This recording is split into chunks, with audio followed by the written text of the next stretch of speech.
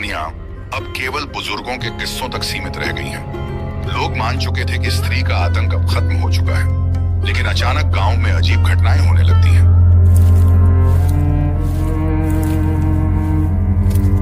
रात के अंधेरे में औरतों के कपड़े पेड़ों पर लटके हुए मिलते हैं और दीवारों पर रहस्यमयी निशान दिखाई देने लगते हैं।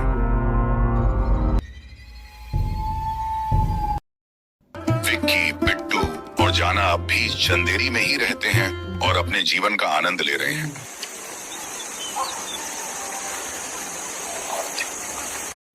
जब वे इन अजीब घटनाओं को देखते हैं तो उन्हें पुराने समय की डरावनी यादें ताजा हो जाती हैं।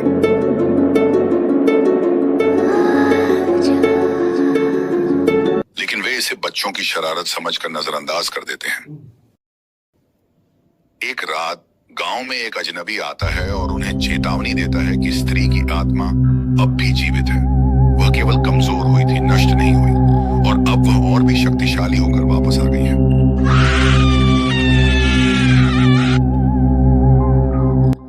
गांव वाले उसकी बातों को अंधविश्वास मानकर टाल देते हैं, लेकिन विक्की और उसके दोस्त शंका में पड़ जाते हैं।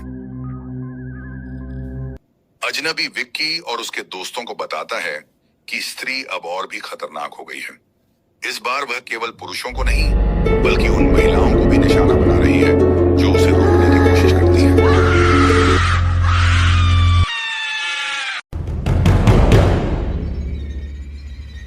विक्की को रात में अपने पीछे अजीब साए नजर आते हैं, बिट्टू को अजीब आवाजें सुनाई देती हैं और जाना को डरावने सपने आने लगते हैं। वे पंडित जी के पास जाते हैं जो उन्हें एक प्राचीन भविष्यवाणी के बारे में बताते हैं। भविष्यवाणी के अनुसार स्त्री तब तक लौटती रहेगी जब तक उसकी आत्मा को पूरी तरह से मुक्त नहीं किया जाता। इसके लिए उन्हें एक विशेष अनुष्ठान करना होगा जो स्त्री की आत्मा को शांति दे सके।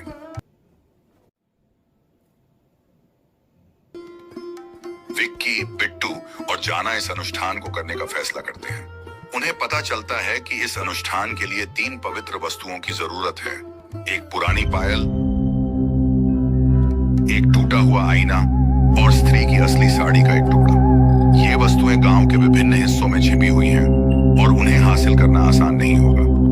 वे इन वस्तुओं की तलाश में निकलते हैं। हर वस्तु के साथ उन्हें एक नई चुनौती का सामना करना पड़ता है। पायल एक भूतिया जंगल में दबी हुई है जहां अजीब आकृतियां घूमती हैं। आईना एक शापित घर में रखा है जहां समय रुक सा गया है।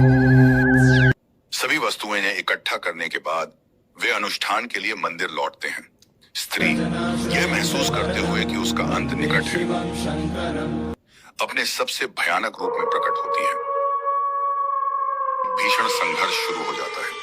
गांव की इमारतें हिलने लगती हैं, हवाएं तेज और हर ओर खौफ का माहौल छा जाता है।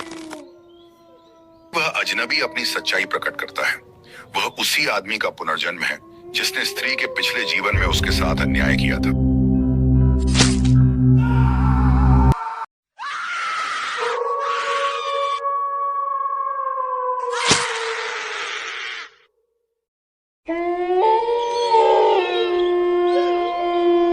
वह खुद को स्त्री के सामने बलिदान के रूप में प्रस्तुत करता है और उससे माफी मांगता है। स्त्री कुछ देर के लिए रुकती है और उसी क्षण विक्की और उसके दोस्त अनुष्ठान को पूरा कर देते हैं। विश्वेश्वराय महादेवाय। तेज रोशनी में स्त्री की आत्मा शांत हो जाती है और वह हमेशा के लिए मुक्त हो जाती है। चंदेरी गांव में फिर से शांति लौट आती है।